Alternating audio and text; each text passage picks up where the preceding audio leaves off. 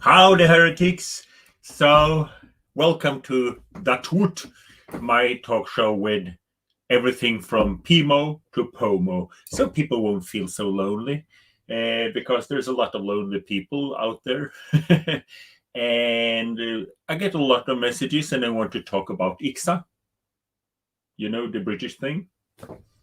And then when I invite them and it starts closing, then I get all these messages, and I won't mention any names, but I get all these messages. Well, tonight I cannot. Can we postpone it? So, of course, we cannot postpone it. You're here now. So actually now I have no guests. So I won't be sitting here talking about IICSA by myself.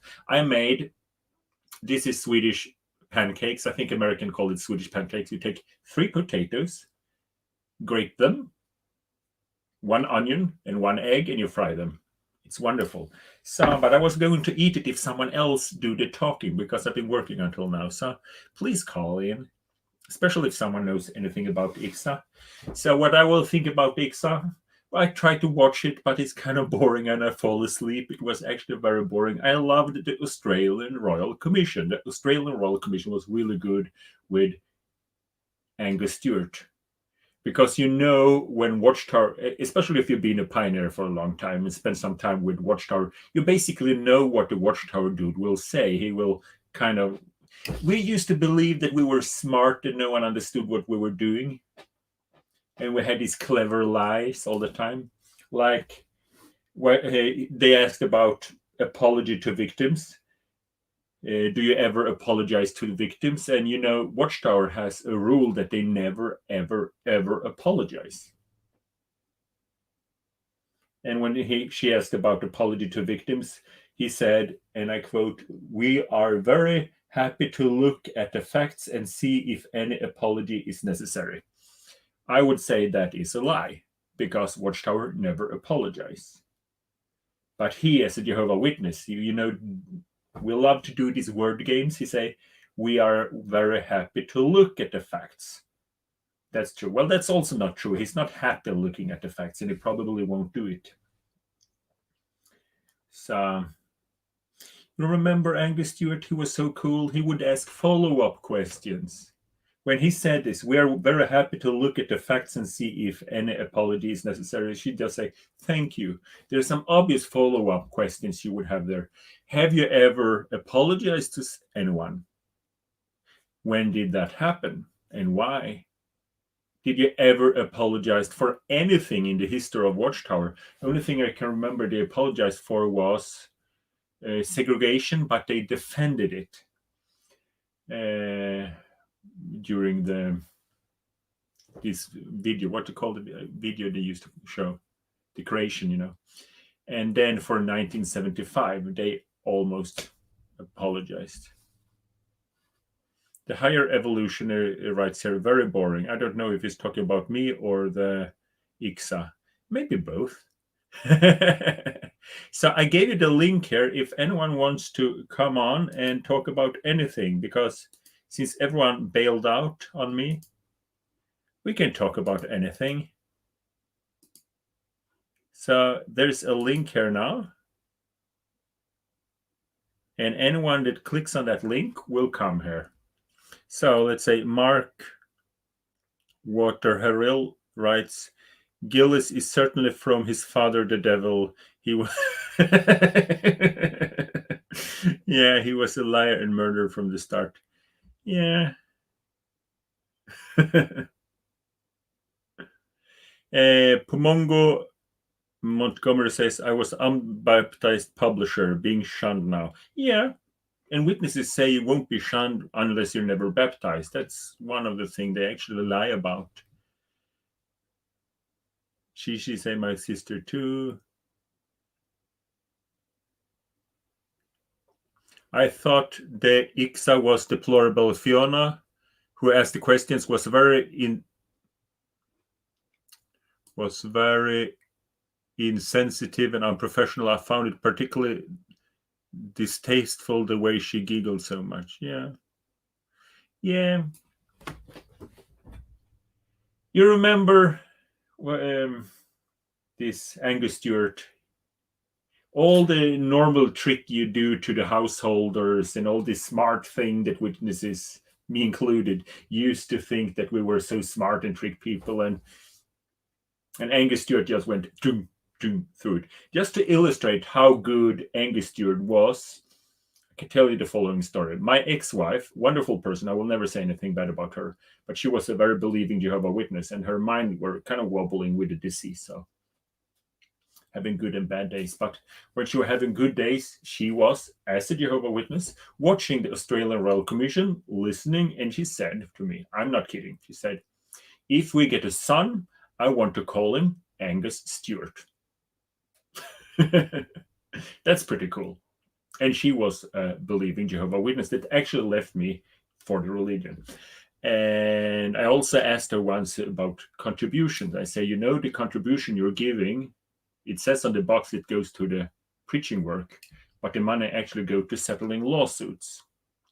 You think that's okay? And she said, and this speaks about her good qualities, she said, yes, because the Watchtower did something wrong, and these children deserve compensation. So not all Jehovah's Witnesses are bad. So see here. I feel your pain. Hello, Goat-like brothers. Hugs to you all here. Oh, thank you, Tim Wilson. He gave me $5.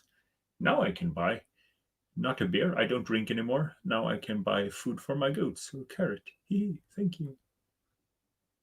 Hello, Jonas from Georgia, USA. Bless you, Jonas. I hope you found love again. You deserve it. Yes, I do. Thank you.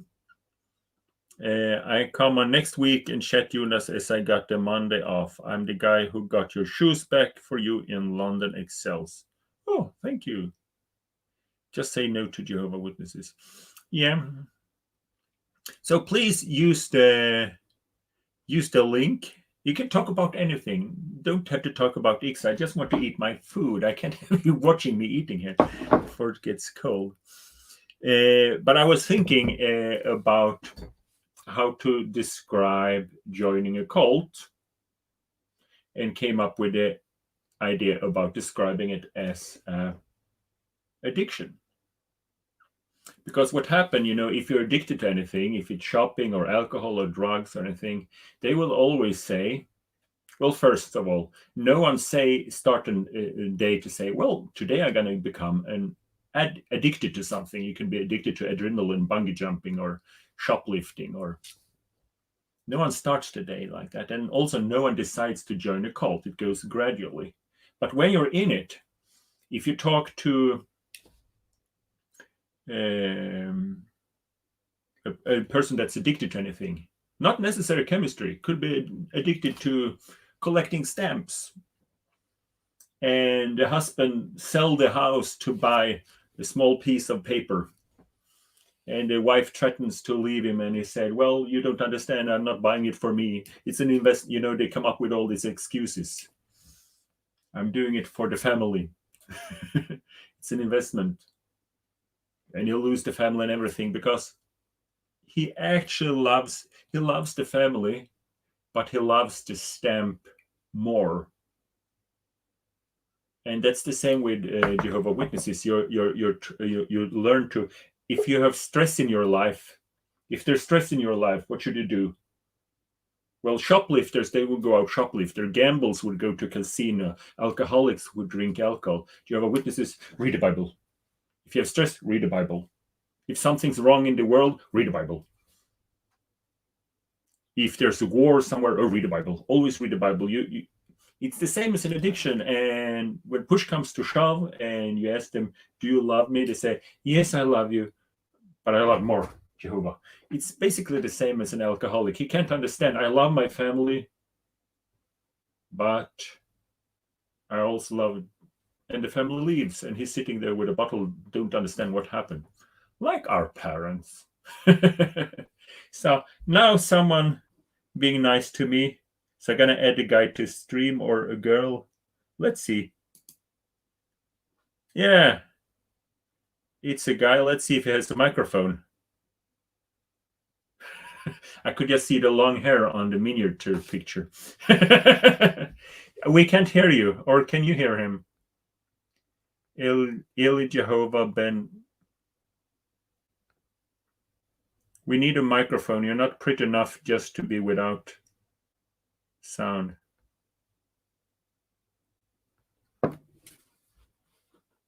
No. We cannot hear you. So you have to try with your microphone again. Can you hear him? Just to check. Please give a message if you can hear him and I can't hear him, but I'm supposed to hear him.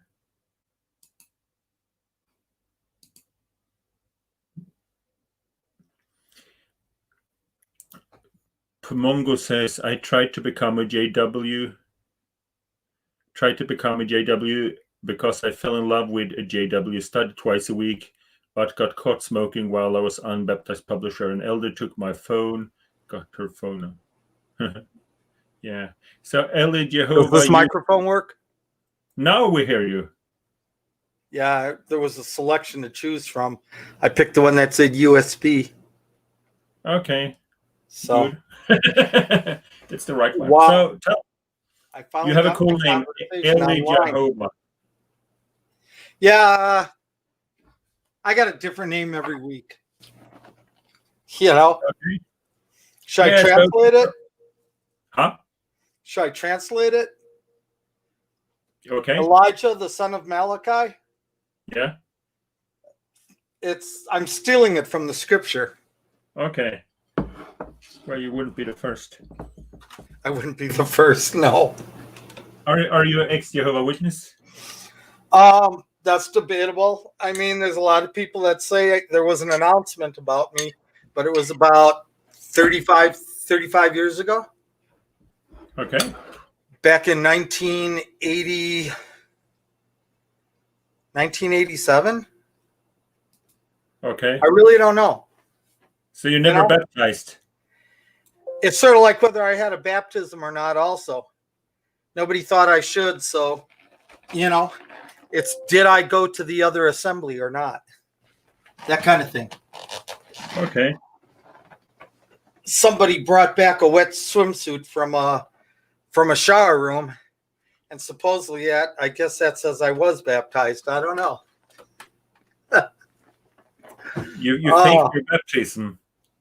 I look bad because it's 80 degrees, and I just had to run to a store.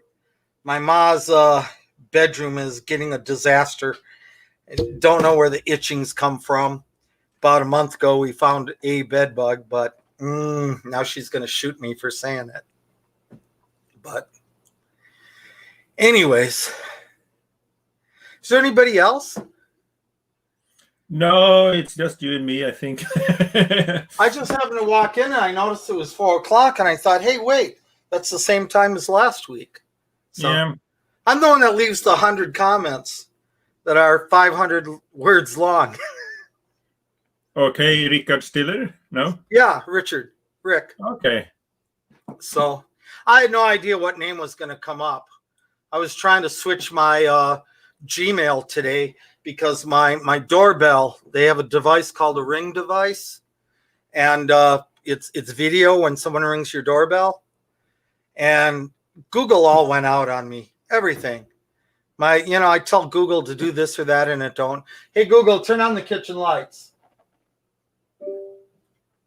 Hey Google, kitchen lights 100%. Yeah, is that better?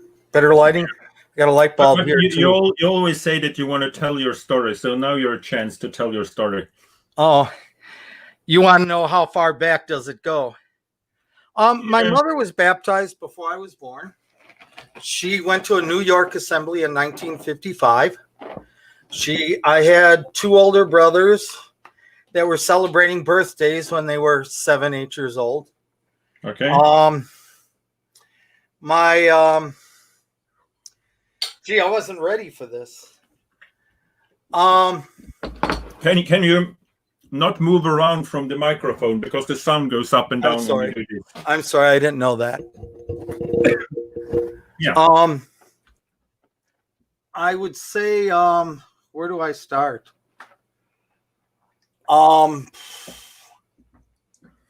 We went to an international assembly. There's a nice story. Yep. In 1966, we went to an international assembly. Our Kingdom Hall was assigned to, there were only 2 international assemblies, and one was Montreal, Canada. The other one was Winnipeg, Canada. We had 2 sisters that decided to fly to Hawaii for the international. We specifically had a lot of people not want to go through Detroit to get to Montreal. Black riots, 1966. So we actually, I would say our whole Kingdom Hall, north and south, went to Winnipeg instead. I guess we defied the Watchtower. My dad, one of the elders, I guess they had a judicial committee back then. Back then, it was just the overseer. But when they had to make a judgment on someone, there were 2 other elders. So like a triune, you know. And one of them that was on the judicial committee, he was always going on vacations. And he talked my ma into getting my dad to go on a trip to Yellowstone. And so you're talking about going far west and then go up north to Winnipeg, coming back this way. But I remember that we woke up at the border, a guardhouse, and I was sleeping in the back seat, and they said, oh, they're just checking the car, Americans crossing the border. And I went back to sleep. Next thing you know, I woke up in the back seat. We were parked at a gas station. My ma was in the front seat, and I said, where are we? She says, we're at the assembly, and there's no bathrooms at the campsite, so you better go use the bathroom right now. So guess I had to, do I have to? I was 9 years old. And I go out around the back of the gas station. I knock on the door. I have no idea who's in there. Nobody's coming out. I'm waiting and waiting. Door opens up, and out comes the elder. Out comes his nephew. Out comes my brother. Out comes my dad. His nephew and my brother are 18 years old, Well, if I was 9, maybe they were 17 years old, whatever. But as a 9-year-old, I thought it was a little strange because there's only one toilet and one sink in there and 4 guys using it, My mom was always giving me little warnings that I was too sissy and I need to watch out for guys walking up to me, When I went into 7th grade, my mom said, watch out for the gym room because of the 9th graders. And she got a little graphic detailed as to what she meant they would do to me. And anyways, so I walk into the bathroom, and my dad turns around. I remember it was a Clark station because they had this tiger, put a tiger in your tank, and it looked just like Tony the Tiger from Frosted Flakes. And I said, no, I'm grown up. I don't want a paper towel with a tiger's face on it for a souvenir. So my dad goes out of the bathroom. I use the bathroom. I come out, and both cars were gone, all 11 people. They drove off. Without you. They went to the campsite. Nobody knew where I was. They said, where's Ricky? What happened then is that about 2 hours passed, and they heard an announcement on the radio that there was an assembly of Jehovah's Witnesses in Winnipeg, and some Americans left their kid at a gas station. So the elder said, we know where the gas station is. We'll go get them.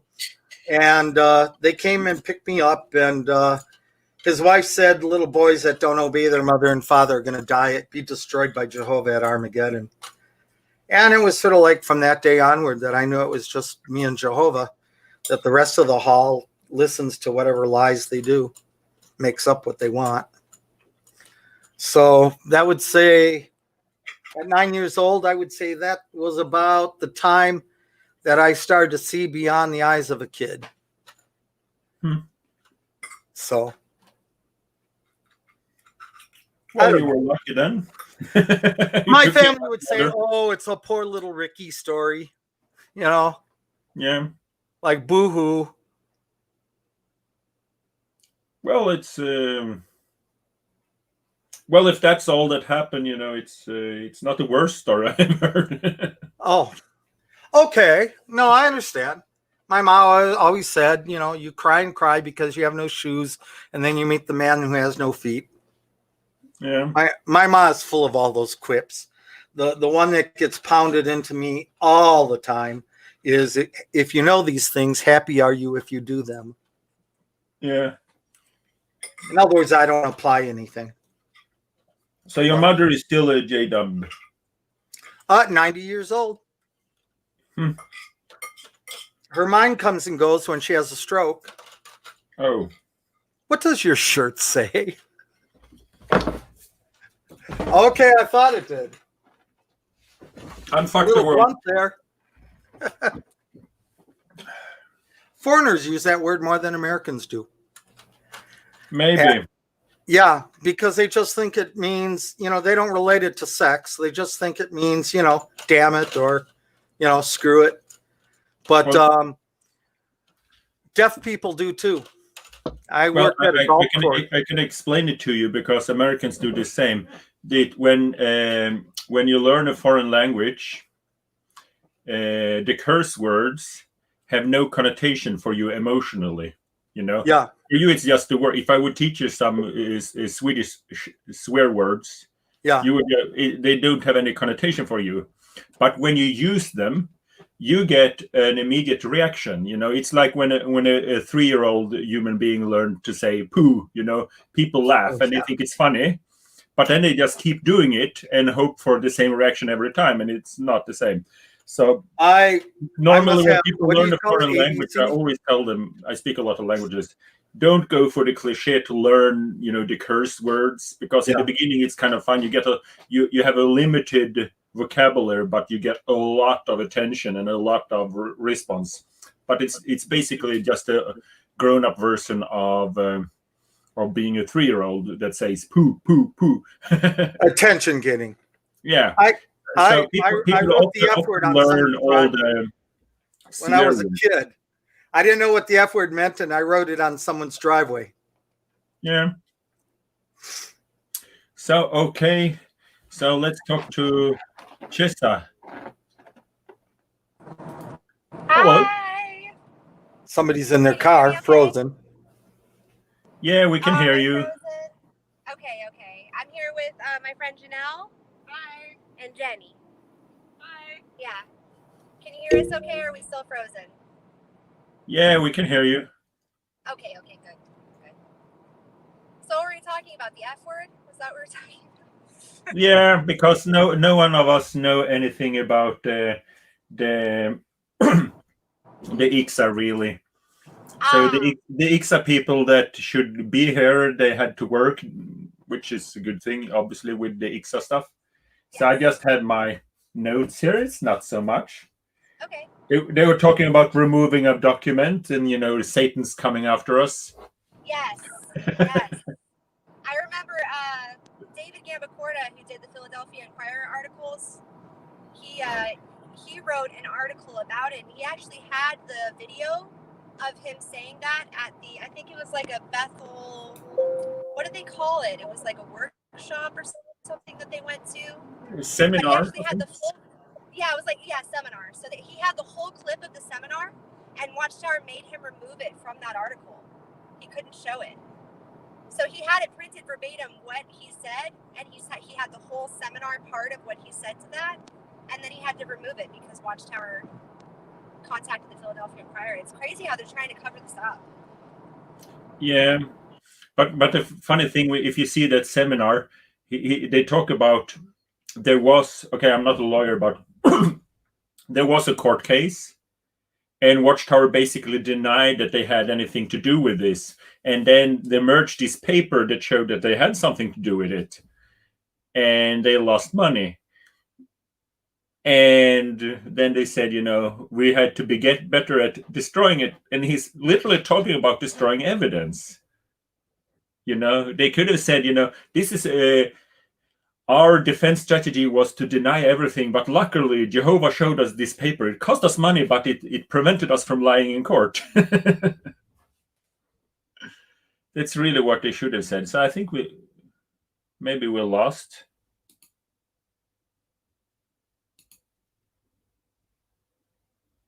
It's the Smurfs. This is what happens when you sin against the Holy Spirit.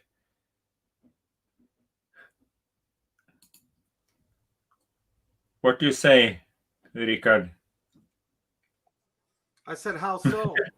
How so have you sinned against the Spirit? Yeah, it's a weird concept. I tried to explain it to a Christian person yesterday.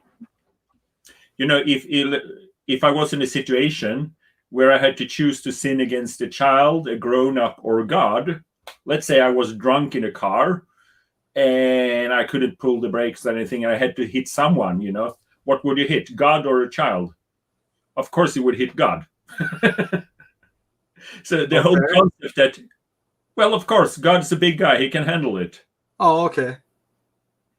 I don't drink and drive, but you understand the question, you know, if you had to, if you had the choice, you know, that you could hurt a child, a grown-up, or God, you would always hurt God because he's a big guy. He can handle it.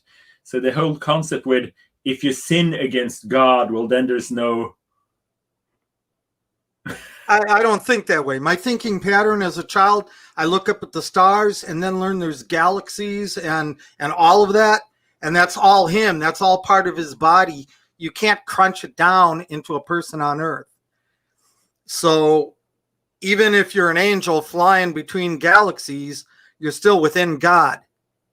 So I'm not taking his personality away from him, but neither am I taking his size away from him. He's that big, that great.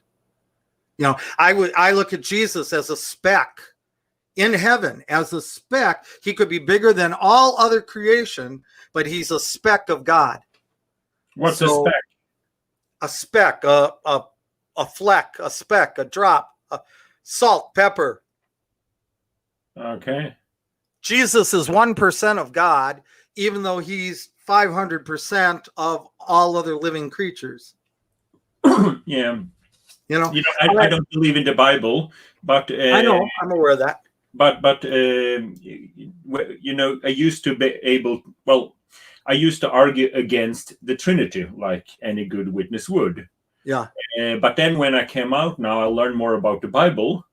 I could also argue pro the Trinity. I know what you're saying, both sides. People always thought I argued both sides. Yeah, I'll give you an example. There is a Trinity that Watchtower never. Okay, so I don't believe in anything of this, and I believe the Bible is written by man, and that's why you can argue several things. If it were written by God, you would not be able to argue; it would be kind of fixed, you know. Yeah. But anyway, there is a Trinity that Watchtower never told us about, because many of our good arguments, like the Father is bigger than me and all this stuff, would actually fit that kind of Trinity. And that's a Trinity where God, Jesus, and the Holy Spirit is the same person, but God is bigger than Jesus, and Jesus is bigger than the Holy Spirit. I know what you're saying. Some people look at Jesus on earth like he was a puppet of God. Like God is still there speaking out his mouth, but he's a puppet. But you know, that's the same as saying Elijah is in heaven and speaking through the mouth of John the Baptist. Was John the Baptizer a puppet of an angel in heaven named Elijah? I don't think so. Yeah, you know, like I said, I don't believe in the Bible, but it's also in the Bible, you know, Paul said, well, if it's in Hebrew or something, that, you know, some people thought that Jesus was a hologram. And that's why you can find the place that you should, I don't know the actual wording in English, but, you know, it says that you should test every inspired utterance to see if it's inspired. And this is the way you can see if it's inspired, if it recognizes that Jesus came in the flesh. Well, I don't think testing means looking up in the watchtower. What he addressed then is the doctrine of Jesus being a hologram. I never heard that one. It's weird. No, but it's a funny scripture, because when you say that an utterance is inspired. This way you know if it's inspired, if it acknowledged Jesus coming in the flesh. Well, then the Quran is inspired, the Book of Mormon is inspired, a lot of religions, even Scientology is inspired. You know what? That's where I border on a belief no one else believes.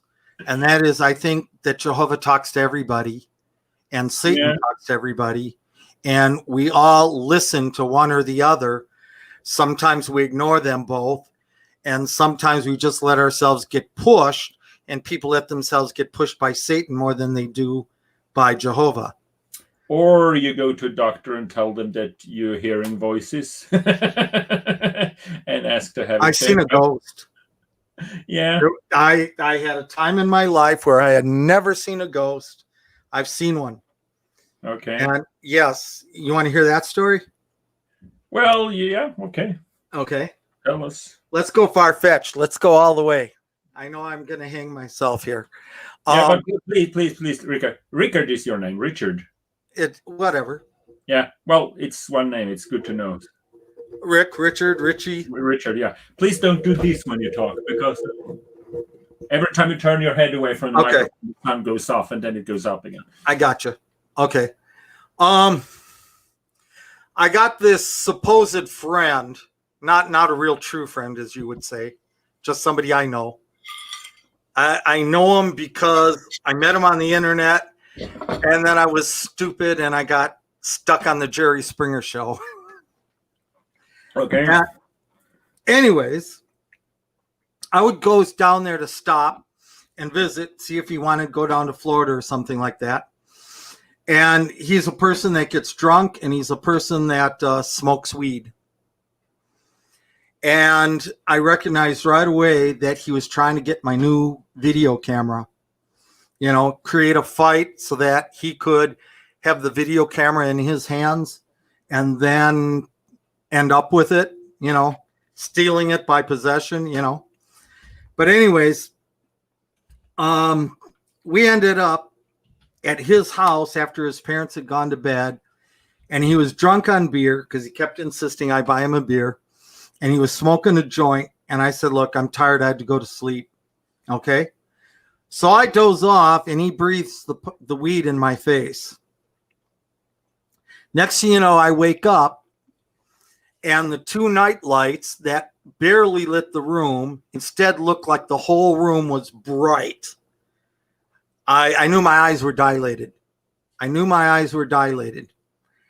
And there was this mist over my chest, and I couldn't get up. I was being held to the bed. So the first things I said was what everybody thinks: call out to Jehovah. Jehovah, help me, save me. Wants to get inside me. I was saying things like that. And when I say the voice in my head, I mean, your conscience, your knowledge said back to me, apply what you know. And I knew then that I was calling to the wrong person, that if I know Jehovah, I should assume that my friend Randy was asleep, and that if he wakes up, that it'll go away. So I started to shout, hey, Randy, okay? As soon as he said, what? My eyes went down, undilated. The room went dark, black again. The ghost was gone, and I could sit up. I said, how come you didn't answer me? He says, well, I wanted to watch TV. I went in the living room, and I fell asleep. Now, he was the one drunk, both drunk on beer and smoking weed. All he did was think he was funny, giving a puff in my face before I went to sleep. I don't know where I could get high and possessed and all that from that one little puff. Well, So obviously you were high. I think I was high from a single puff. Well, he popped, yeah. Well, it was on an Easter Sunday, 2001.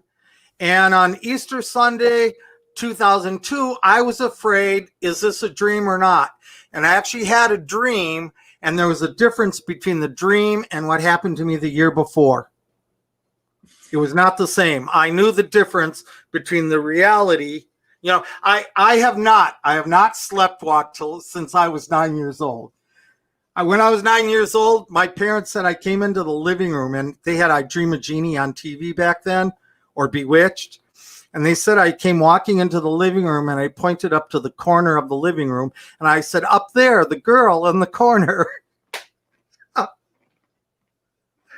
So yeah, I think you were high, but you know, there's all you have all placebo and stuff and everything also, you know.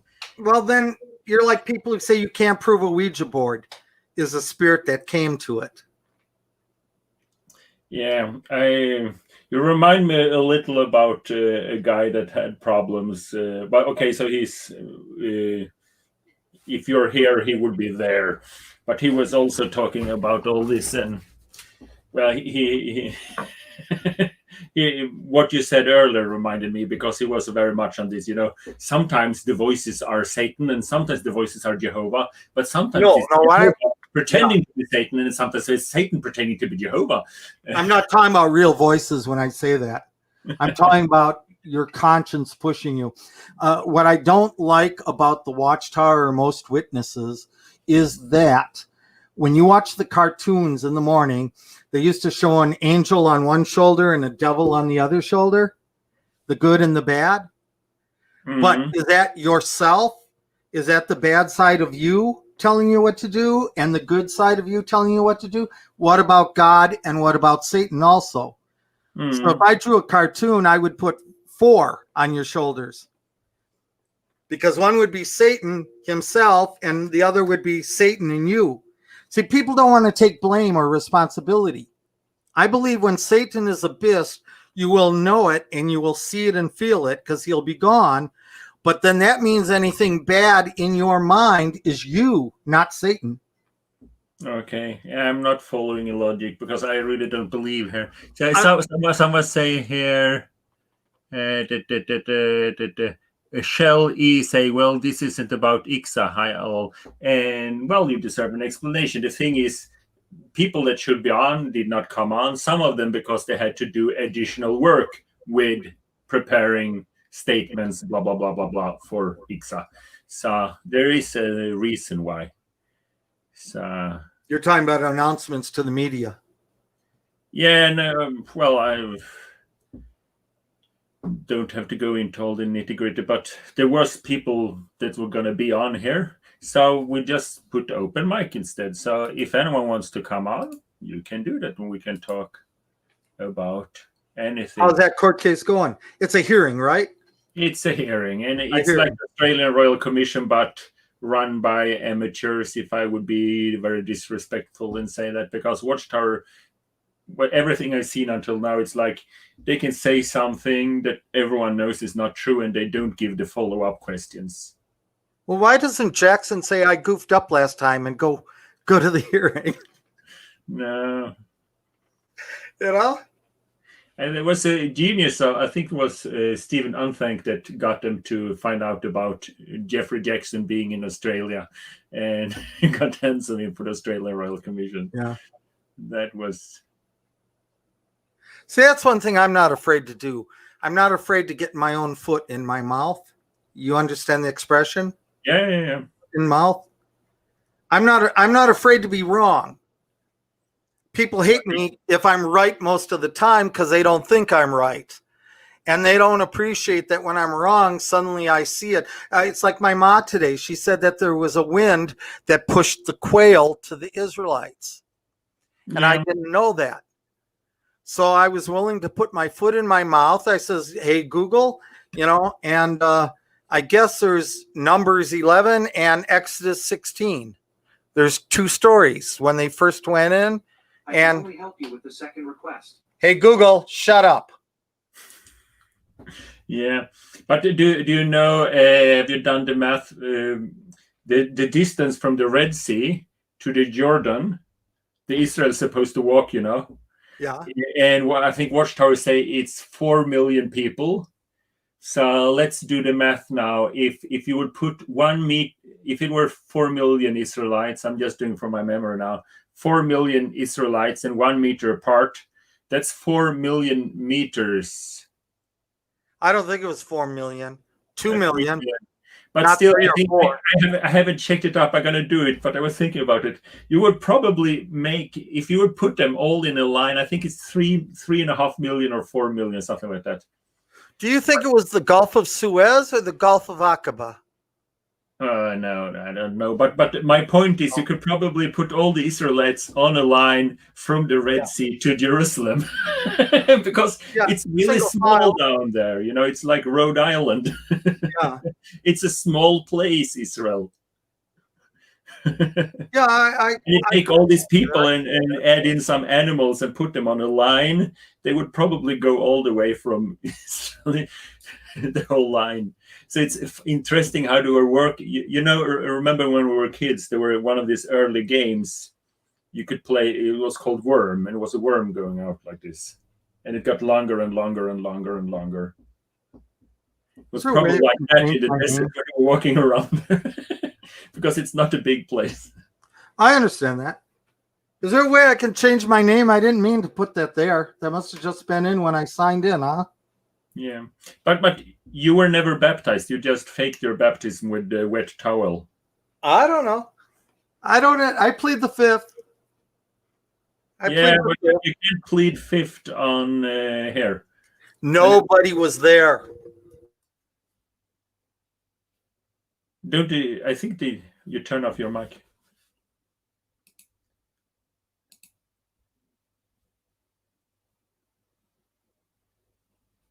Your microphone is not connected.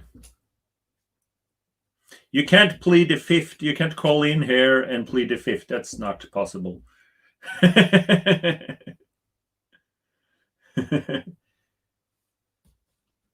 Now you can say. So you have to answer if you were baptized or what you did or when you left. You're not plugged in still.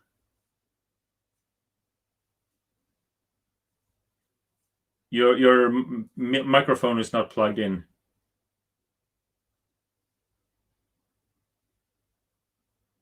Nope.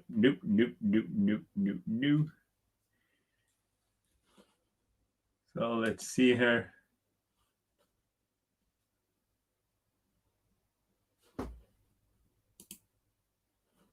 So there's switched on me. Is it working? No, it's working. It switched. It went to a default digital or something. I don't know. Yeah. All I did was move my mouse around. Oh, thank you, Pang Pedersen, and thank you, Gail, earlier. But if I don't know and when, what the hell did I walk? Where. That's a very good question.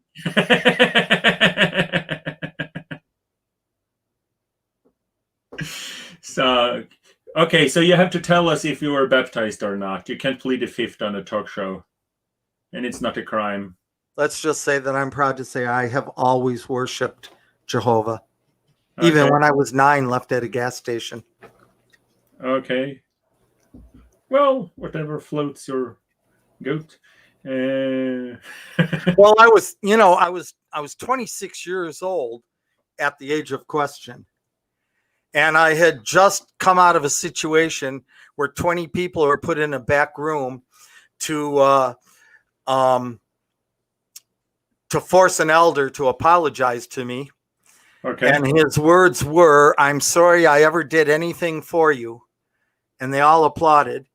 And then I found out it was so he could give the Sunday talk the next day.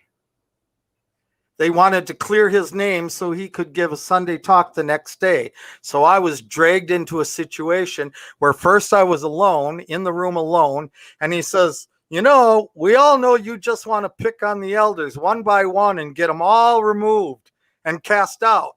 That's what he said. And so I walked out and I says, "Mom, let's go." And we went to a restaurant to eat. They called the restaurant, the presiding overseer called the restaurant, asked for my mother, not me, and told her to drag me back to the Kingdom Hall.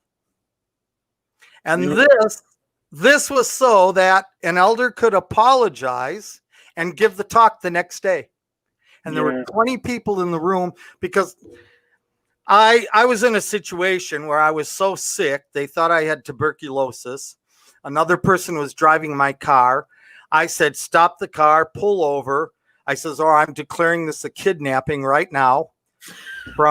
Yeah, seriously. Yeah. Seriously. Yeah, it was a ride from Chicago all the way down to Houston.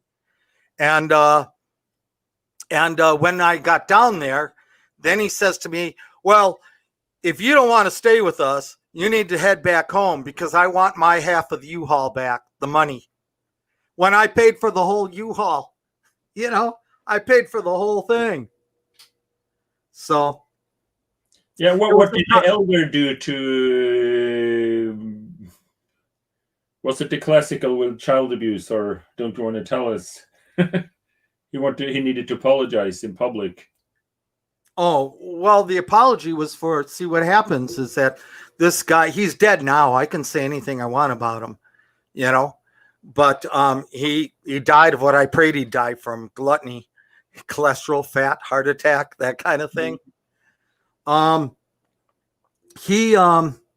He arranged a bunch of free people, pioneers, ministerial servants. In fact, even in his driveway, I says, I don't want a CB radio in my car, and I don't want my wires under my dash ripped out and spliced in. And they did it anyways. The man's an elder. And so if he says, put a CB radio, a truck radio in my car, they went and they chopped up the wires under my dash to put a CB radio in my car that he wanted, just because I had some of his furniture or stuff in the U-Haul while we moved from Wisconsin to Houston, Texas. Okay. So I was, what happened? They thought my mother had tuberculosis and they put her in the hospital. And as soon as this elder and his wife found that out, they wanted me kicked out of their house because I might have tuberculosis, give it to them and their 2 kids. Meanwhile, the elders down there says you're not supposed to be giving a room to anybody because that would be adultery. Tuberculosis sounds like you're 3,000 years old here. So no, but you asked to tell your story a million times, so thank you for doing that. So I put on Heather instead. So thank you for all your messages. I now declare you a bad association. That just means I removed you, so thank you. Hello, Heather. Hey, my screen's frozen. Can you hear me? I can hear you. I don't know if I'm moving or not. I might have to log in again. Hold on. No, we can hear you. Okay, cool. Oh, there I am. Whew. Have Hi. you seen her channel? It's funny. She's always angry and yelling at the camera in her car. Not always angry. I just have a lot to say. Yeah.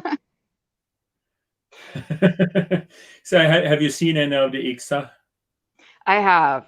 And I think I was posting more on Reddit about it than anything.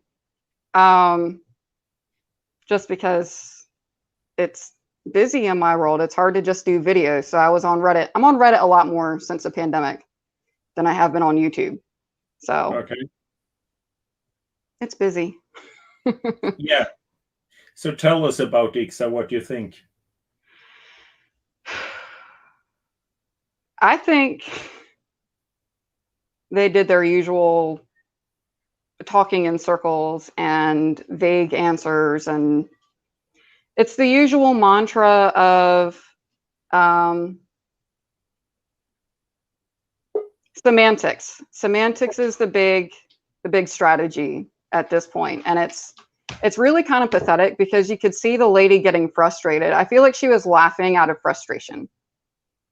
They were not very helpful in trying to provide answers.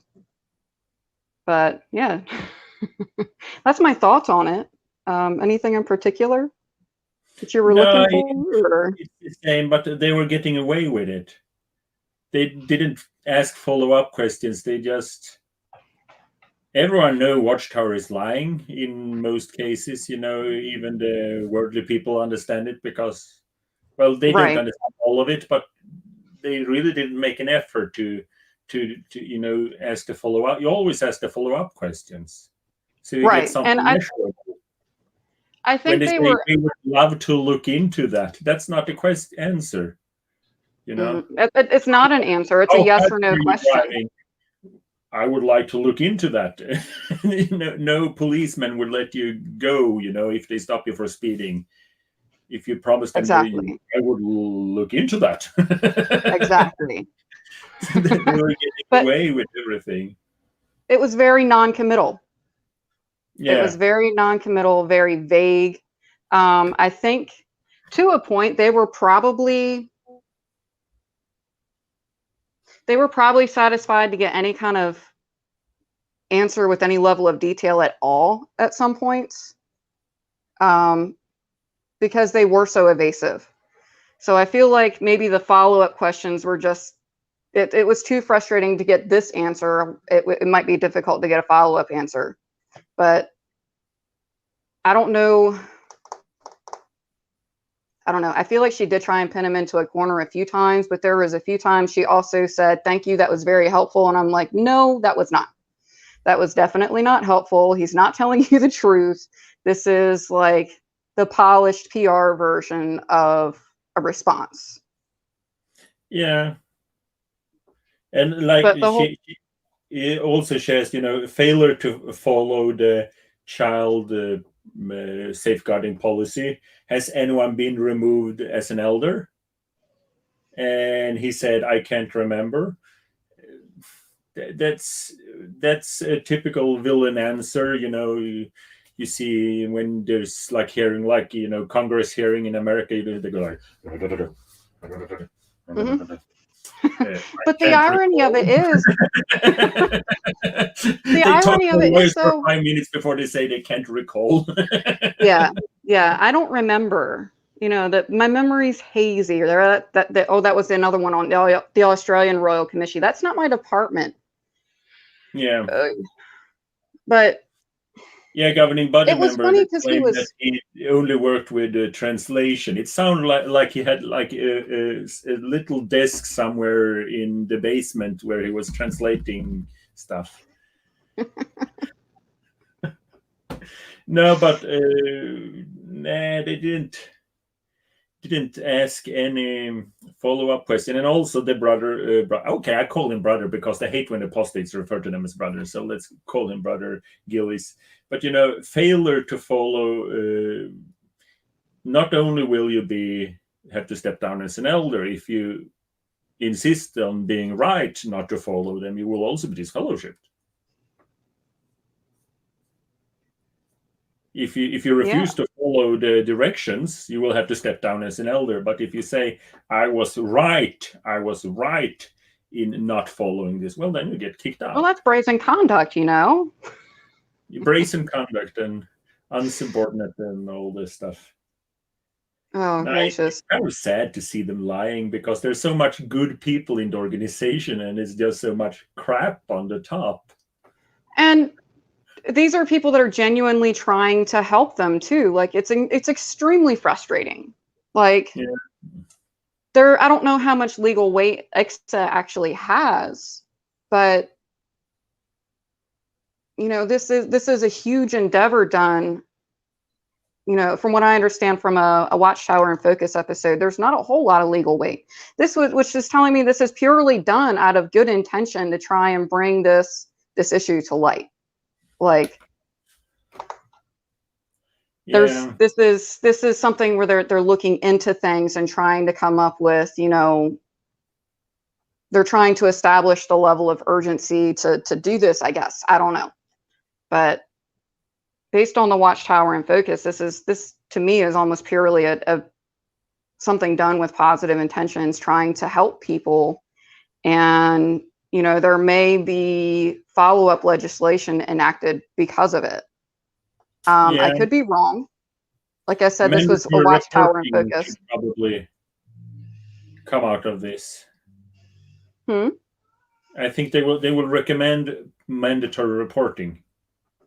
We have mandatory reporting in Norway. We don't have mandatory reporting in Sweden. I can tell you a funny story about that because so I'm a Swedish citizen, but I live in Norway. So and I started noticing when Swedish elders talk about these kind of things, and Norwegian, they were because they learned talking points, from the circuit officer. And the Swedish okay, so remember, Sweden not mandatory reporting, Norway mandatory reporting. In Norway, the elders say, well, we always call the police. That's the talking point. We always call the police. And I do believe they are sincere when they say that. Obviously, they call battle first, but basically there's mandatory reporting and the elders say, we always call the police. In Sweden, the elders tell the congregants that we always call the police when the law tells us to do so. Because the law doesn't tell them to do so. But remember the Laurel, Delaware case? Talking point in Sweden, and it's so sad. We always call the police when we're obligated by the law to do so. But they don't. They're not obligated by the law. They so don't they always lie call to the police. Congregation. You remember the Laurel, Delaware case? Where Laurel, Delaware, in the United States, there was a case of a Jehovah's Witness teacher, and she was having a relationship with a 14-year-old. The mother required the son to go and report it to the elders. And when the elders didn't report it, the mom got ticked off because the elders didn't report it. They disfellowshipped the 14-year-old, who we all know is a victim. And they disfellowshipped the 14-year-old and the lady and didn't report it. This woman was like 34 years old. And so the mom got mad and called the police. So they were taken to court over it because somebody in the government in the state found out about it. And they got taken to court and it ended up settling for like $20,000 in payment, something like $20,000. But Delaware is a universal mandatory reporting state. Like you can be a server in a restaurant, and if you have strong enough reason to believe that there's a child being abused, you're required to report that. You don't have to be a doctor or a pastor or any of that, but they didn't. And that's why they ended up getting fined $20,000. Now, I think that should be an obstruction of justice. There's a lot of reasons it should be an obstruction of justice because they're like interrogating this child and essentially they're contaminating the memory. You can contaminate a memory by asking too many questions. That's very important. I saw it was made in Denmark, and they went to a kindergarten and asked so first there was a doctor showing a big picture of a heart, explaining how a heart working. So they filmed him talking to the kids, standing 2 meters apart, pointing at a picture of a heart. And then they interviewed the kids to have them to tell the story. And they asked the kids, did the doctor touch you? And all of them said no. And they said to the kid, well, some of the other kids say he touched the shoulder like this. And then a week later, they had a new interview with the kids, filming them. So, it was they were not traumatizing the kids, It was a story about a doctor showing a picture of a heart. It just asked, did he touch you? And the third time they interviewed the kids, and they just said, some other kids has told us so and so that he touched them. Did he touch you? No, he didn't. The third time, the kids were, well, he touched here and like out the arm here, and he did like this. And the third time, the kids were just spilling the beans. They had a whole narrative in their head, And it was fascinating to see. And I know, so that's why it's so important that amateur, because even if they're well-meaning and do the right thing, elders and parents and pioneers and eldreds and all that, they should not do anything. Not even parents should. If the kids say something, you should go straight to professionals that could film the kids. And that's in the kids' interest also, because you don't want to give them fake memories. Right. Or ask them leading questions. Like, Because are you sure you're they giving didn't them touch trauma, you? you're traumatizing them for something that never happened. Exactly. Like, I don't know. And they've been told the dangers of this. I don't know how many times. They're aware of this. And I think with the knowledge that they can cause damage to these investigations, like there's nothing in their qualifications that they can't do from the visitor side of a table at a prison. They aren't Yeah. qualified to do anything else. Let the professionals do their job. Do not sabotage their job and let them go. Report Yeah. it. That's your job. That's the extent that you handle it until the case is over, until the appeals period is over. Everything can be handled from the visitor side of a prison table. Yeah. Anything they're qualified can do to do can be handled as a visitor in prison. And they do visit people in prison. My grandfather does it. Yeah. So I can tell you, I don't know if Shessa, if you know, but your microphone is muted. I do. I was Okay. just- She's Yeah. eating. I don't blame her. No, that's good. I did it. No, I saw yeah, sometimes you were moving your lips, so I thought you didn't know. No, I was just. I can just tell you a story from the congregation here, and this I was never an elder. Can you believe it? You would have proves been that a the funny Holy elder. Spirit is real. But none of us have been. But there was a story here. So there was. So this is just anecdotal. It's hearsay. But there was a sister that was harassed by an elder, and he was sexting her and everything. So in the end, when she decided to call the police, she had like 2,000 of photographs of him and his junk on his mobile. So there's a there's a lot of evidence. How did that turn out? Did she? Well, I think I had to go to prison, but she was a grown woman. But still, it's not a nice thing to do, and obviously, it's not a Jehovah's Witness Christian thing to do. What a DICK! What a just nothing. I was being silly. Yeah. So okay. So this is hearsay, but I got it from several blah blah blah blah blah. So she did not want to report this to the police before she left the area, because as soon as she reported, she would go into a judicial meeting with guess who. So, and it's a small rural congregation, and and the other elders are related, or they clean windows together and stuff like that. So she wanted to go up to this congregation up here, so to have her judicial case, because she's the criminal or something like that, her hearing up here, even though she's the victim. So a brother called in to Watchtower, and Watchtower lie, they do. So he said, I need to know who is the elder, who is the accused, because she already called the police. And he said, well, I'm not allowed to tell you, because she wants to go away from here and do the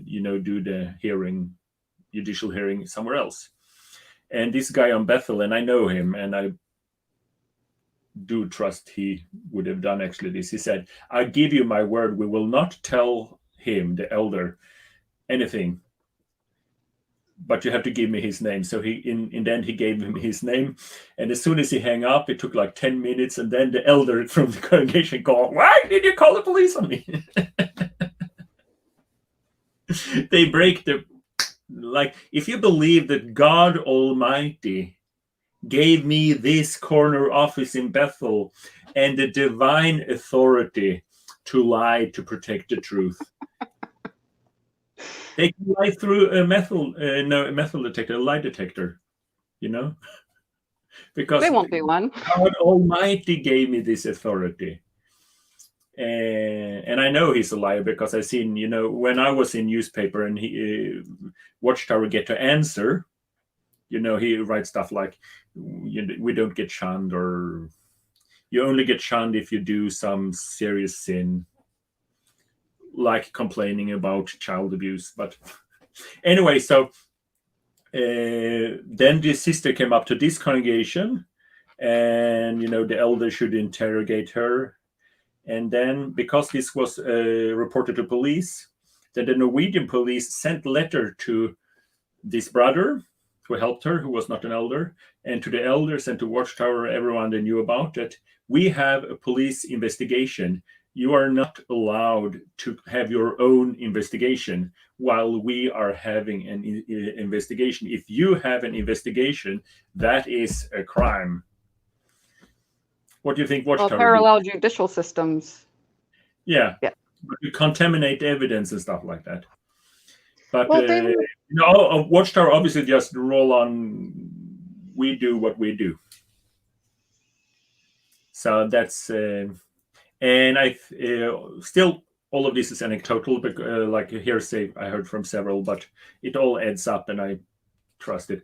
One of the elders here too, I don't like him anymore, but he wanted to do the right thing, and he had to step down as an elder. So, and I also know a friend of mine, his daughter, beautiful young woman, and some ministerial servant were groping her at the park and stuff like that. And she went first to the police and the elders, and she was disfellowshipped for slander.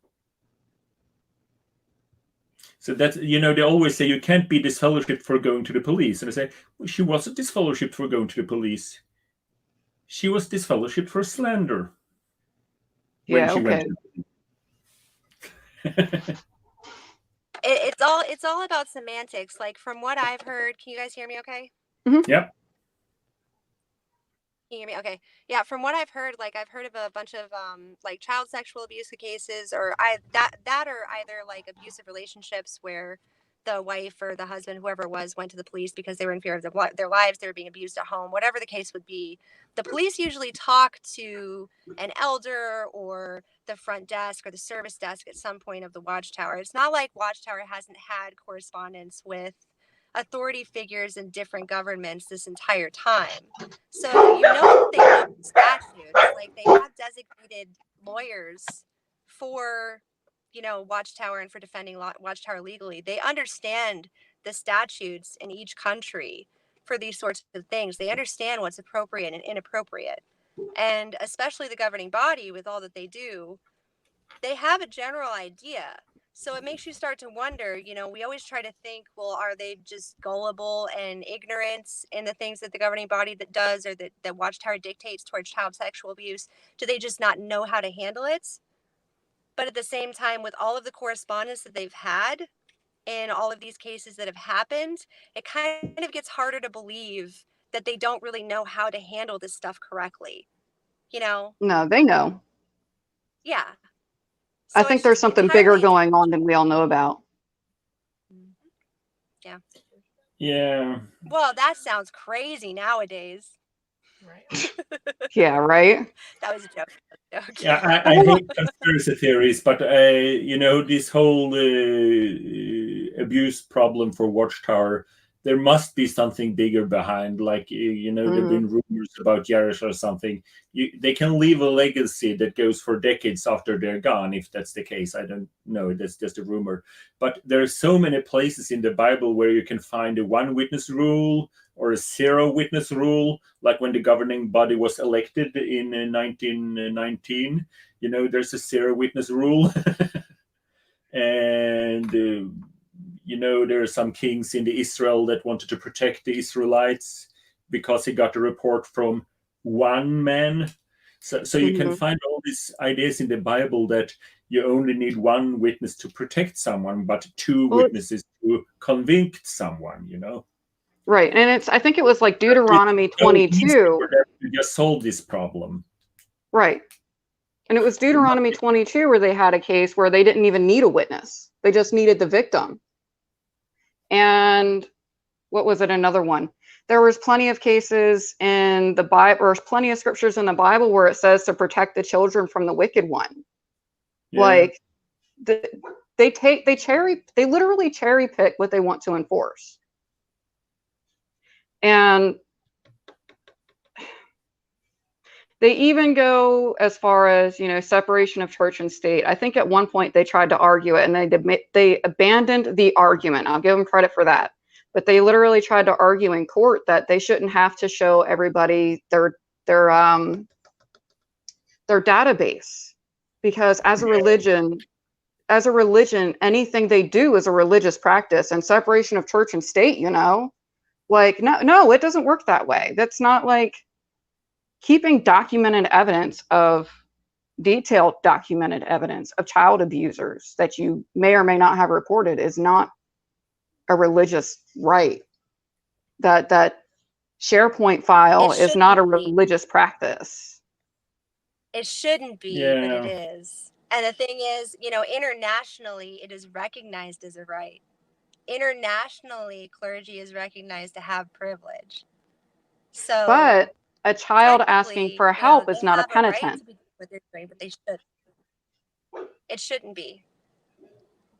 It can be considered that way, though. But that's like if it was supposed to be around the confessional box. Mm-hmm. That was what it was set up for. But now they can use it, and depending on the court system, and also depending on who the judge is, or the judges are, who the jury is, they get away with it 9 out of 10 of the times. And if you consider how many cases the government has agreed on the side of witnesses or on the side of religious institutions to be able to not do anything about child abuse in comparison to how many times they've actually mandated that they should have reported something, statistically, even involving a minor, the government generally sides with that clergy penitent privilege. But if you look at the definition of a penitent, it's so wrong on so many levels. It is wrong. It's absolutely wrong. Yeah. They aren't confessing to a sin. They're asking for help from the only people they've been permitted or taught to trust for their entire life. Well, I think it's people like you who should if you're able to, if you want to, like, we need a lot of people out there telling legislators that, because a lot of legislators. Oh, I've got some stuff, and I haven't heard back, but I've gotten some letters out. I think things are moving kind of slow with this COVID thing, but I've gotten some letters out. The courts are about to reopen, so it should start speedballing. I wanted to introduce Janelle really quick, and also, hi, David. Hi. Hi. Hi. How are you? Hi, guys. I don't know if you can see me. Let me get closer to the camera. Hi, everyone. Can you hear me?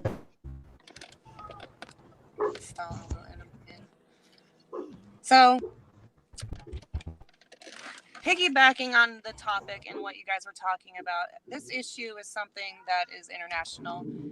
We can address it in every state, every county, every country. If the goal should be to go international with a team who is ready to jump on board and make moves and make actions happen internationally.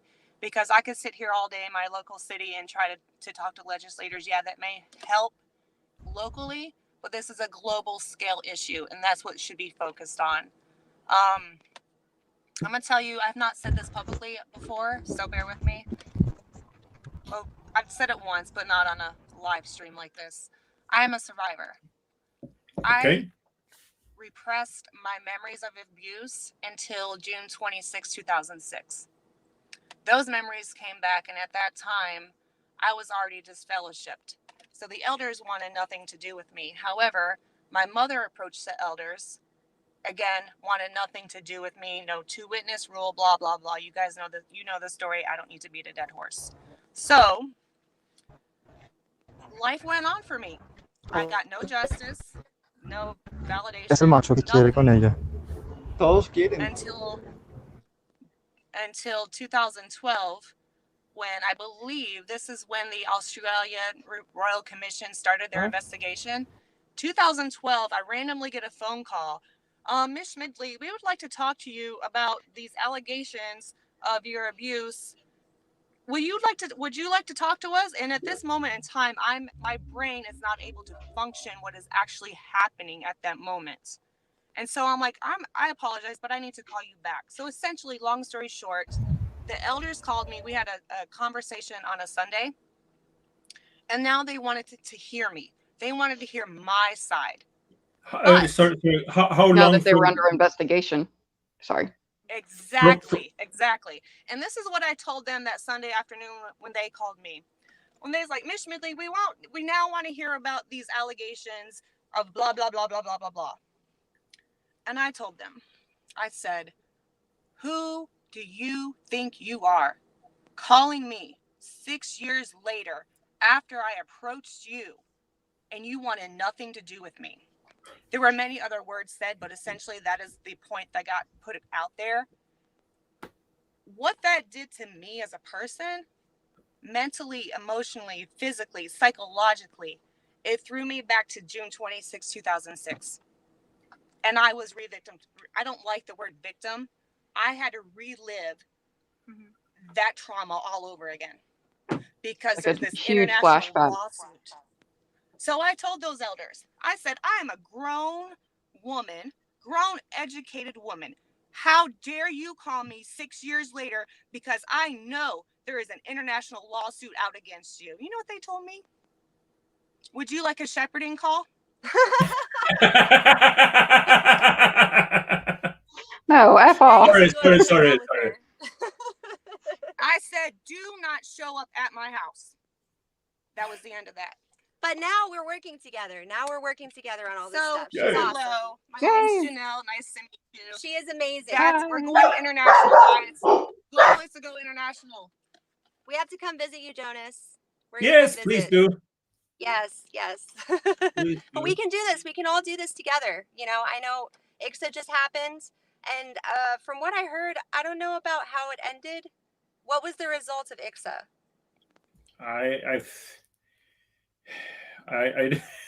I tried to watch it and I fell asleep because it's kind of boring in the beginning and there's Somebody no action. comment and summate it, you know. But I mean, it's going to take steps. This is not going to be a one case wins this whole thing battle.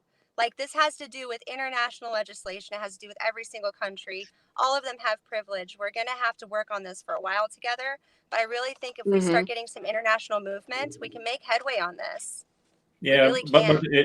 even if nothing happened with the IICSA, you know, even if literally nothing happened, it's still a nail in the coffin for Watchtower because the kids in the future, if there, let's hope there's not, but let's say there's someone being abused right now, worst case scenario.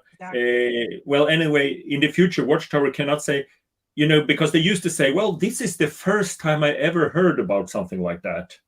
Or they say, well, I can't recall this ever happened before. Now it's in public, you know, all the problem is in public. So they kind of losing argument. Like I said, this court case we had in Stockholm, where it's just a scratch in the surface that one elder got a fine about $4,000 for showing the videos to children. But the thing is, in the future, Watchtower can never say that we had no idea that this could be harmful. They did have an idea. So we're building, in the long run, we're building case against them, which hopefully never have to go to court. If Watchtower just, like I always say to them when I'm protesting, if you respect human rights, I will stop protesting. Be the good guy and I will leave. It's easy as that. So hopefully we're kind of stacking the cards against them in the long run, and they know it's but what do? They move the money around instead. And right now we've kind of got a good opportunity as far as activism goes, because I don't know if it's the same with y'all's area, but on social media, I've seen a lot of child trafficking or abuse is a bigger issue than COVID. You know, people are trying to create awareness, and, you know, maybe it is a good thing to throw out there that, you know, we need to have mandatory reporting universally, and children as victims are not penitents and that kind of thing. Like, right now is a really good time to you know, people are home, they're able to research things. It's a good time right now when people are trying to cause awareness by their own rights to bring our angle to the table. So, what's y'all's thoughts? Yeah. I'm Let's see waiting what for David David. has Has David talked yet? Let's see if Yeah. David has. Can you hear me? Yeah, sorry about that. My internet's really bad. Yeah, we kick you out if it won't work. That's Yeah, just keep me out. so. How's Australia? In Colombia. I'm stuck in Colombia since they locked down in March. Okay. So I can't. Yeah, there's no flights. The borders are shut, and yeah, I don't know if I'm gonna get out this year even because it's getting worse. Like now, it's just peaking now. So yeah, I don't know what the government's gonna do. So. Are you with family there? Do you have No, a place to on my stay? own. Yeah. I got like a little unit that's like very basic. I had to find because I was stuck, sort of a thing. I moved like 3 times in each month, so yeah, because it's hard. You don't have you just got to take what you can get here. So I mean, because short notice and all that. Someone thinks we look like the Brady Bunch.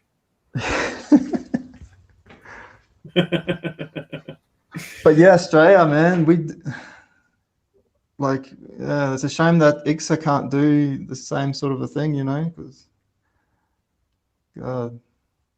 But yeah, IICSA, what they're gonna do, I think they already know they're gonna make it mandatory. So this is just like a theatrical thing. It's like just roll off some questions, no follow throughs. They're gonna make it mandatory. They already know that. They've got a certain budget and just go through the motions, and that's what I think anyway.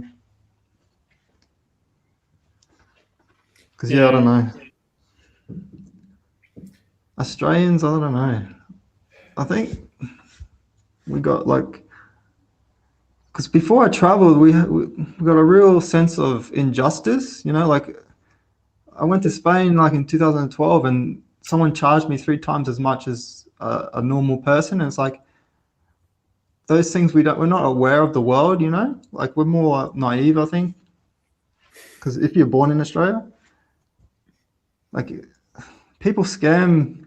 I don't know, and I think that's why it pisses us off a lot more, if all this injustice. So. Yeah. I mean, we did 2 years pre apparently research and all that, and maybe it was because the prime minister was an atheist, so maybe something happened to her, and she really hated religion or something. I don't know.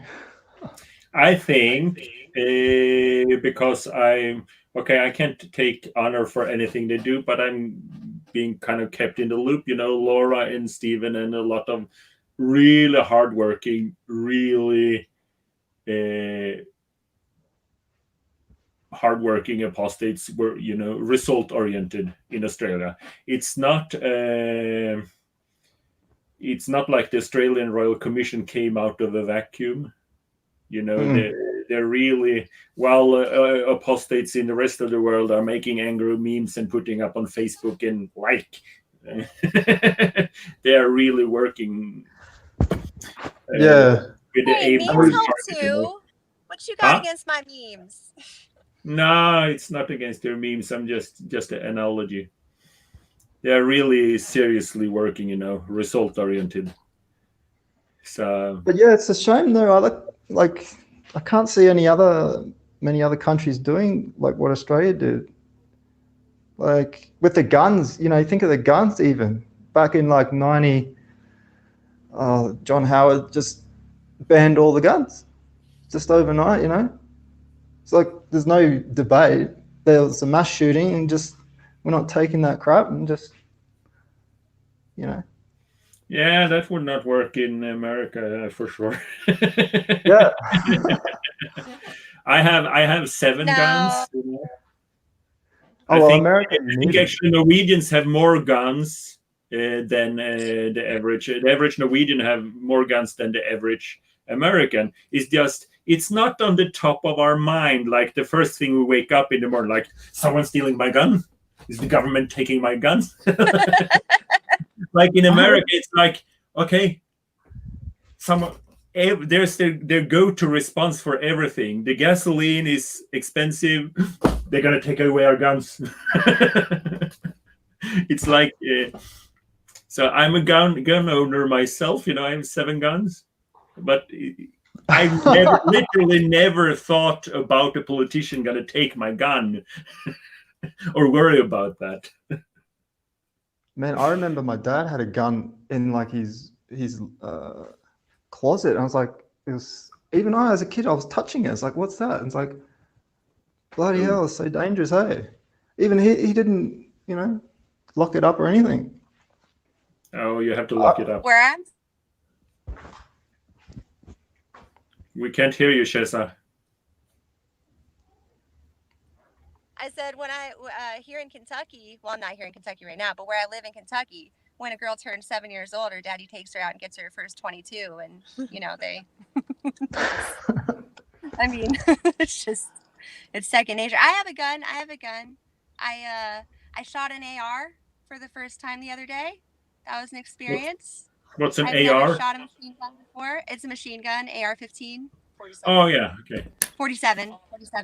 See, I don't even know what kind of gun it is. I just know it was big and it was fun to shoot, but I'd never own one, No. I don't see the point. I'm not anti-gun, but I definitely, I see a lot of people who brandish their weapon on anybody. They'll just take out their gun and point it at people. And they're like, well, I wasn't going to shoot them, it's not, but it's a federal offense here. You can go to jail if you just pull out your gun at somebody, even if you don't shoot them. You have to know how to use a gun. So in America, you have so many people who own guns and take them in public every single day. Yeah, I have, well, obviously, I have a farm, but I have, volunteers come and work in my farm, and I take them out seeing the stuff. And it's fun when we're out walking, we come to a fence, and we just jump over the fence, and the American stuff like this, because they actually believe someone might shoot them, which is, to us, is ridiculous that anyone would be afraid of being shot in a civilized country. But it happens every time. We just jump the fence and keep on walking, and then we have to turn back and go and get the Americans that are pissing their pants, believing someone will kill us. I remember I went to Spain and I spoke to an American tourist, and I started, I was naive, and I started talking about guns. I said, like, why do you guys have so many guns? And in the conversation, he's like, oh yeah, I feel safer if everyone has a gun. And I walk into the bar and I know everyone's got a gun, And he's like, oh, it's even in the 10 Commandments. I'm like, what the fuck? I'm like, okay, do you guys really believe that? Or is that like the general, I don't know, how can you say that? It sounds American. It's in the Bill of Rights. Yeah. It's the right to bear arms. Mm-hmm. It's the Second Amendment. That thou shalt have the right to bear arms. Yeah, but okay, correct me if I'm wrong, but the first idea with the American Constitution, they had a colonial army, continental army to fight the British, and then they dispatched the army. The whole idea was initially that the United States of America should not have an army. They should have a militia, so the president would not have an army and being able to suppress the people. And therefore, you have, this kind of, today we would call it primitive, but it was basically idea, with all these checks and balances, the people have guns, the presidents do not. So the whole idea with people having guns was instead of an army. Well, now United States of America do have an army. Yeah. Well, I think the idea behind. Sorry, go ahead. Sorry. I think the idea behind the right to own a firearm now has more to do with the ability to overthrow a tyrannical government, because that's what they were apparently trying to get away from with Britain. They were ticked off over like a tax on tea, apparently. And the Boston Tea Party, the way they convinced them not to fight with them at one point, I remember this in a history lesson. They burned broomsticks to turn them black, and everybody had a broomstick, even if they didn't have a firearm, so it looked like everybody was armed. And that was enough to stave off an attack at one point. So that was pretty cool. Yeah. But yeah, I think now it's more about being able to overthrow a tyrannical government than anything. But you know, most murders don't happen with firearms, and that's, you know, there's a lot of debate back and forth, but you know, the things that work for Montana won't work for Boston, for instance. Yeah. Like you can't have a rule that fits everybody. No, well, I'm not going to try to solve that problem tonight. No, it won't work. I'm just, it's just from an outsider's perspective, it's fine with the mentality that they always believe someone's going to take away their guns. Well, in like I live, technically, Fox News referred to Norway as a socialist country. I heard it. So. And we have guns. Like I said, more guns. The statistics I read, we have more guns than Americans. We have free healthcare. We have better economy, and actually more civil rights than Americans. Because, for instance, Americans. We know, Jonas. Yeah, sorry. Yeah, I'm proud Thanks for of my rubbing it country. in. But you're Swedish, no? Yeah, I'm Swedish. Yeah, no, but it's actually. But then it's about getting them to understand, the government to understand. But like all in Norway, you remember I said in Sweden lifted the rights of the child up to the legislation last January 1st this year. That means the UN Convention of Right of a Child is national law in Sweden. But it's still just for the government, but it's law. That means it makes it much easier for a judge to take a decision.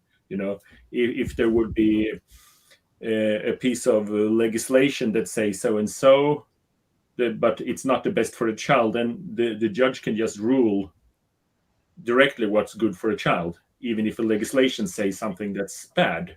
So if the legislation mandates something that's bad for a child because no one really thought it through, then they can just use as legislation. And in Norway, all of the human rights things are national law.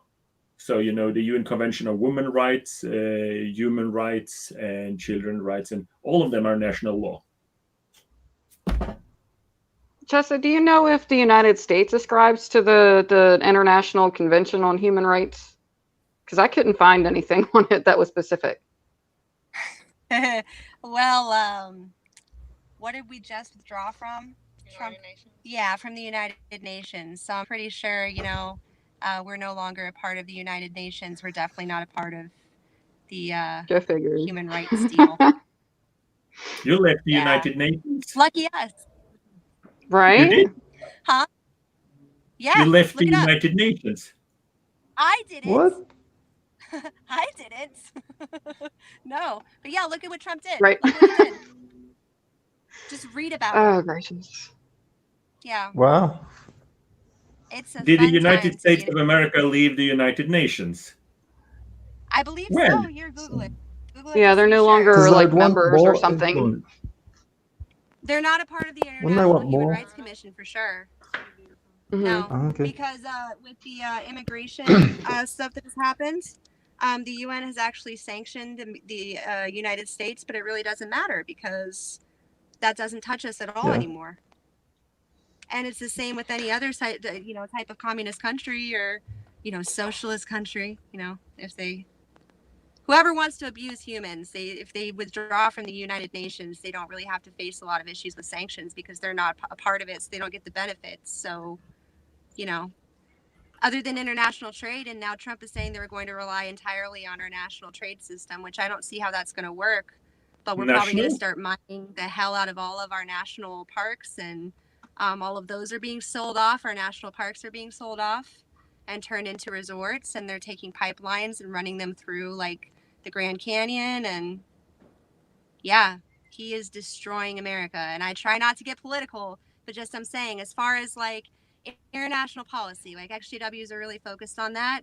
Whether you're pro-Trump or against Trump, we're all focused on human rights, and we know what it's like to be abused by major corporations and stuff. So depending on the government you live in, it really has to do with how your quality of life is affected and the quality of life of your children. And in America right now, there's been a few things I've seen him sign off on. It seems like he's against human sex trafficking. So he's done a few things that seem like they're good pieces of legislation.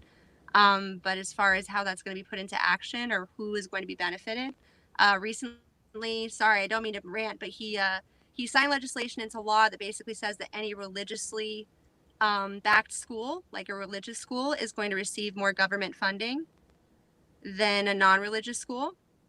So now religious schools will be funded primarily. The United States pulled out of the UN Human Rights Council June 19th.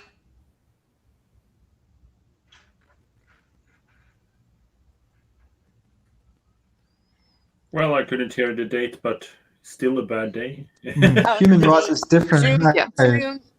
June 19th, 2018 is when the UN pulled out of the, the US pulled out of the UN Human Rights Council in 2018.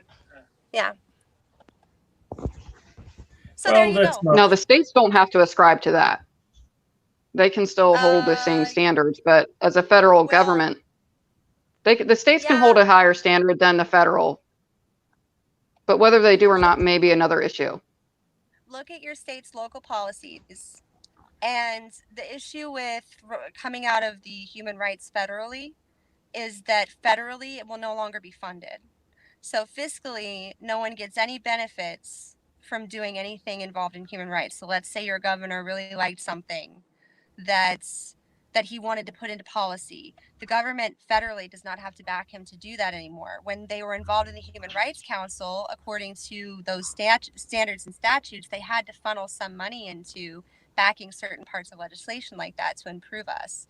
Now they don't have to do that. So a governor would have to do that on his own, or he would have to take whatever he gets from the government for just state funding, and he would have to put a lot of money directly towards that legislation. So then he'd have to take it away from other things like public education or housing, or there's a lot that goes into that. Like your governor can do a lot, but all of it is through federal funding.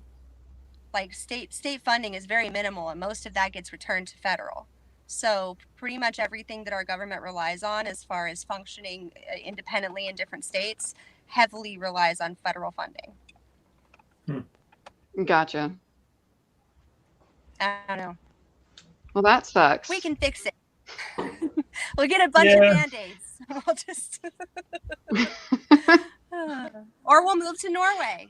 How about that? Yeah, I can move to Norway. That's a good idea. It's a lot of Cool, space I'll be there next week. Nice. Too cold. Welcome. Huh? What you say, Too David? cold. No, it's not cold.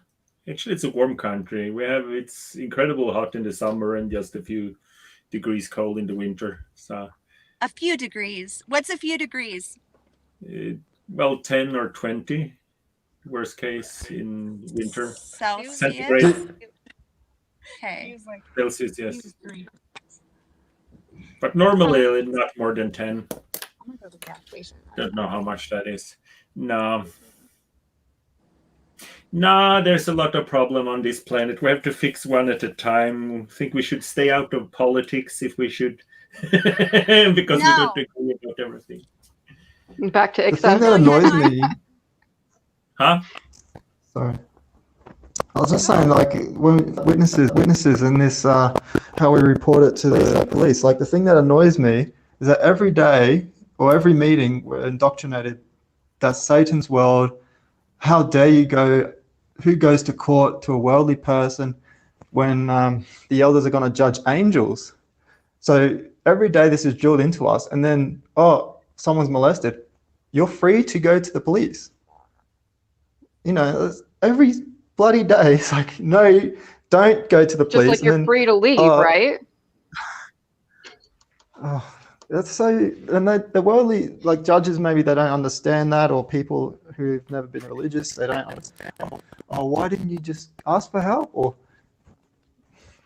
so I just don't think that's brought out enough. You know, it's like 2 seconds it's mentioned, the culture of Jehovah's Witnesses doesn't allow. It's like every watchtower is something about negative about the world, and then they bring out one Watchtower article that says, see here, it says whatever, you can go to the police, and Yeah. So I just thought that was a point that they need to.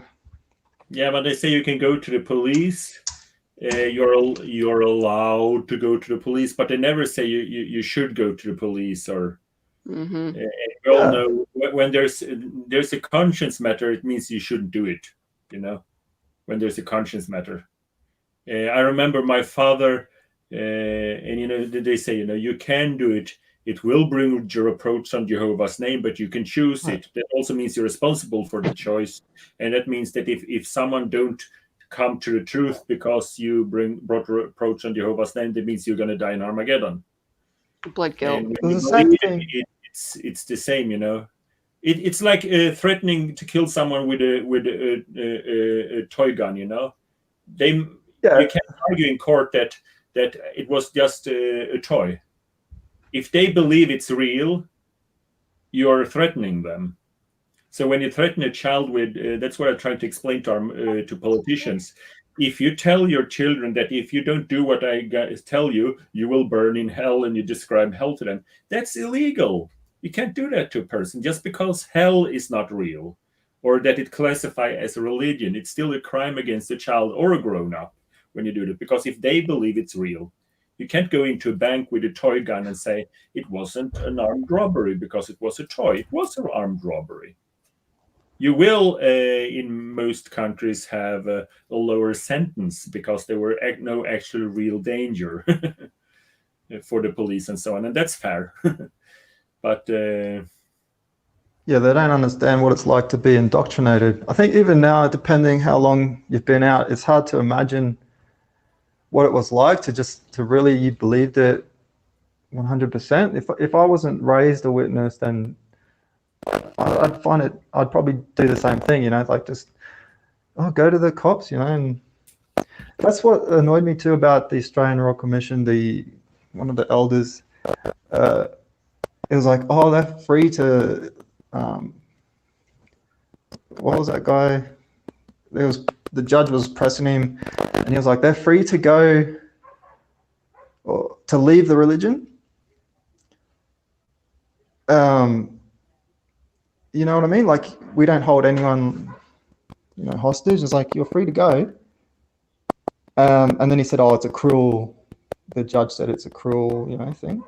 But in their head, it's like, you're free, but, you know, we're just going to shun you, and you chose to be shunned. It's like, it reminds me of the Simpsons episode when Lisa is doing the arm thing, swinging the arms and going towards Bart. And said, if you get hit, it's your own fault. It's just ridiculous. yeah. You know, it's like a abusive husband saying, you can leave me. You know, and he's got a gun there. It's like, you're free to go. It's not bullshit. Yeah. No, also with children, like in my case, you know, we were always told that the police were going to kill. Maybe my family was extreme, you know, but we were practicing on executions with children, you know. So obviously you would never go to the police when you believe that the police will kill you. We're practicing the police who come into school and shoot us.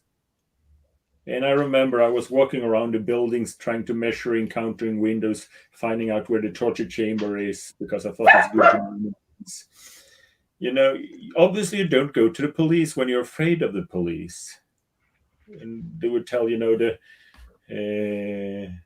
the police would come to Kingdom Hall and they would execute all the elders and send all the women's to sisters to concentration camp, and then we had to do the preaching work ourselves, my father said, you know, and we were scared. And you're thinking about going out preaching, we're still going to go out preaching, only the children, and you're a child left without the parents, go out preaching.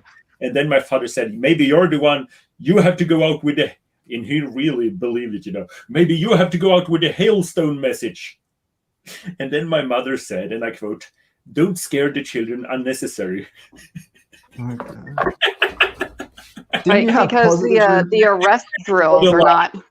That's where you draw the line. Don't scare the children unnecessarily. The hateful message.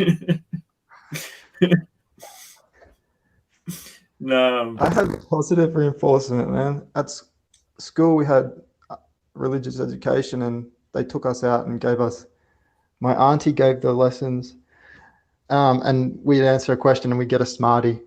So it's the positive. You had the wrong type of reinforcement, Jonah. Sorry. Yeah. We got Smarties for naming the books of the Bible and give us lollies. Figure that, like dogs, you just give them a treat. If it's true, you know, you don't Are we all need. still here? I can hear. Oh, here we go. So, but My auntie said, sorry. now we When the hit the kids- 1 hour and 45 minutes mark here. So, do we have anything more about the IICSA, or are we just lazy apostates? We didn't even watch it. No, I watched it. No, I'll tell you, in his closing arguments, the guy spent the entire time trying to discredit all the other witnesses. And that infuriated me, because at least the other people that were in the inquiry, like in their closing statements, they offered like an apology. They were like, we sincerely apologize for any trauma that might have been faced because of our misdeeds. Like they, like there was, you know, at least an expressed willingness to work with the findings. And I thought that was pretty awesome. Like I really appreciated some of the closing arguments, but of course the Jehovah's Witnesses were all about discrediting as much of the evidence and as many of the witnesses as they could, and offering up their little crumb of something on a plate to be like, yeah, this is the good evidence and we're doing great. Like, no, obviously you aren't if you have to spend that much time talking crap on people. Did you watch what do you think about Cedars or Lloyd Evans and the other people, the apostates? On IICSA? Yeah. I thought they did What? great. They were pretty informative. You didn't know Lloyd was on IICSA, David? Yeah, I just didn't know the question. Okay. Yeah, Heather, please continue. No, you're fine. No, I thought they were pretty informative, and they covered a lot of bases in very little time. At least from a place of having been through this experience growing up as a Jehovah's Witness myself, like I felt like he what was the other guy's name? He and the other guy, they were very was really direct good. I and liked factual. They were very direct and factual, and they got across a lot about the culture of Jehovah's Witnesses, along with just the policy. I think they got a lot across in a short time. Yeah. Yeah. Yeah, it's a good thing they understand the culture, because they can basically write anything. That's a problem with when you talk to politicians, because you have the system with, you have the legislating branch, the executive branch, and the judicial system. They're supposed to be three different, very important, and that's the way how legislators think. So therefore, they believe when watchtowers say, well, this is our instructions, the elder should do so and so and so and so. They believe, okay, this settles it. That's the way it's written in the law, and that's the way everyone follow in the organization. But in an autocratic system like Watchtower, it's an autocratic system. Those three branches is the same. So they can write in an elder's book that we always call the police, but then do the That's opposite. not true. We know that from experience. Like the elders, they don't even follow their own rules. No, they put the rules there because they don't do. When it's an autocracy, what do you call it? What to They'll say? disfellowship you with 0 witnesses. Autocracy. Yeah. So- When it's a dictatorship, you can write the law and then you execute the law and you execute the judgment, and you can say, anything. You can say Judge, jury, this is legal, and then you can put the people in jail for it anyway. So when you talk to politicians, you have to explain this, that what they write, they are a judge, jury, and executioner. So they can write one thing just to show to the public and then do the opposite, because it's not a democracy with 3 branches and checks and They balances. need to put it in a watchtower like regularly, because you can't just put it in like one random thing and no one's gonna, they want to reinforce something. They've got to keep it. You can't just bring them 10 Well, that's why years they do the ago watchtowers article. the way they do. I didn't hear anything. Put it in. Your phone. There's something weird with your phone, David. It's making a lot of noise. Oh. Sorry. Yeah, you said header. Oh, I was trying to let him know that his phone was kind of making static. But I think another important thing that came out with the testimony from Gillies is that at no level of authority or any position in the church, nobody in any level of authority has ever gotten guidance or training or help, despite all the inquiries and investigations and suggestions. At no point has anyone ever gotten professional training or guidance on how to handle these abuse allegations and, how to recognize it. It's all purely policy.